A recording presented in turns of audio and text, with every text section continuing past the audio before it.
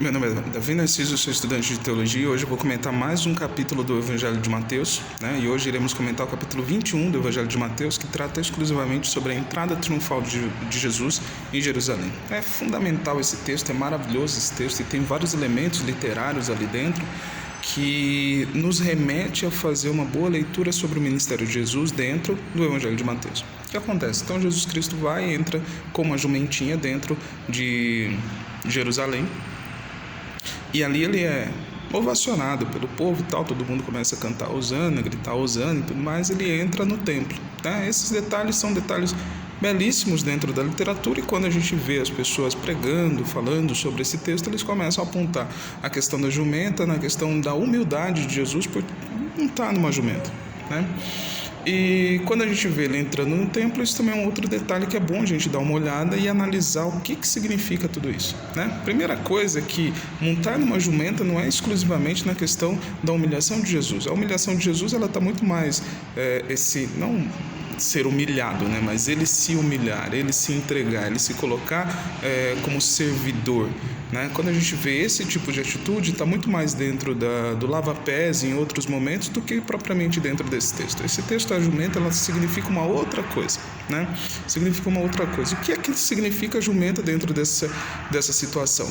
Quando a gente vai para o capítulo 2 de Reis, né? De 1 Reis, a gente vê uma outra pessoa entrando com um jumento também dentro de Jerusalém, dentro daquele lugar, né? E quem é essa pessoa? No caso é Salomão, filho de Davi, ele entra com uma jumentinha e vai e entra exclusivamente na casa, no reino do pai dele, né? Não é um castelo, né? Mas o espaço onde o pai dele ficava.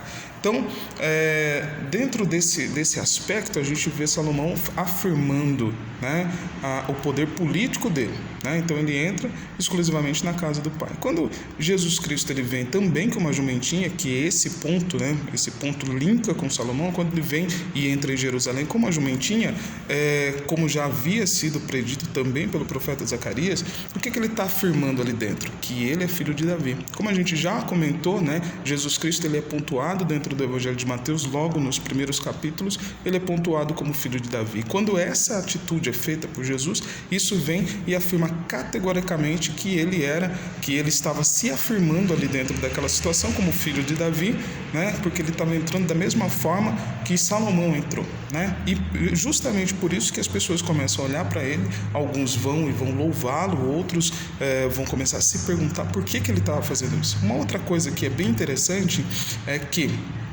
ele vai e entra no templo. Então, diferente de Salomão, que estava afirmando o seu poder político, Jesus Cristo estava afirmando o seu poder em relação às coisas de Deus, às coisas do Pai. Por isso que ele entra no templo. E um ponto também muito importante aí dentro, que é o quê? Ele entra no templo, ele faz todo esse processo de limpeza do templo e ele limpa especificamente o lugar onde os gentios, que eram prosélitos, eles poderiam se assentar. Então, os judeus eles vão pegar exclusivamente o lugar onde os gentios poderiam estar, esses que tinham aceitado a lei, eles pegam esse lugar para fazer comercialização de outros objetos. Então, ao invés deles deixarem esse espaço para a acolhida do estrangeiro, né, ao invés deles fazerem isso e também fazer com que a aliança de Deus que vinha a partir do povo de Israel, até a partir dos filhos de Israel, fosse aberta para toda a humanidade, ao invés de eles fazerem isso, não. Eles pegam aquele lugar e fazem uma profanação àquele espaço que era para a acolhida do estrangeiro. Então, esse ponto é fundamental. E Jesus Cristo faz o quê? Ele purifica aquele lugar e aquele lugar ele faz um outro detalhe que é fundamental.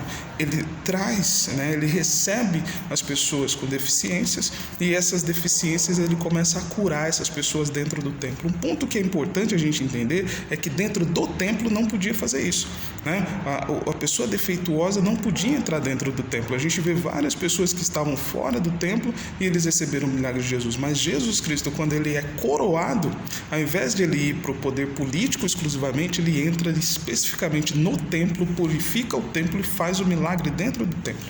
Um outro ponto aí que é fundamental a gente dar uma olhada é o que eles falavam. Eles vão falar Hosana, Hosana, Hosana. E Hosana significa o quê? Salve. Então, quando a gente olha, a gente acha que eles estão simplesmente louvando Jesus Cristo a entrar ali dentro, mas, ao mesmo tempo, eles estavam pedindo que Jesus o salvasse, né? E quando a gente vê a tradução do nome de Yeshua, é exclusivamente essa, Yahvé é o Salvador. Yahvé nos salva. Então a gente vê esses elementos fundamentais ali dentro. O que a gente aprende? O que o Evangelho de Mateus está levantando aí dentro? Primeiro, Jesus Cristo ele veio para purificar o templo. E quem é o templo? Nós, a igreja, somos o tabernáculo de Deus na terra. Ele veio exclusivamente para nos purificar e também para fazer com que a partir de nós, de dentro de nós, flua a salvação, a libertação e a cura para as pessoas que estão nos circundando. E um outro ponto, Deus, Jesus, veio para nos salvar. Então, quando a gente olha para Jesus Cristo, ele é o filho de Davi, ungido de Deus, que veio para salvar toda a humanidade. E assim, faz bem e mantenha dentro de você a essência salvadora de Deus, permitindo que todos sejam salvos através da sua vida.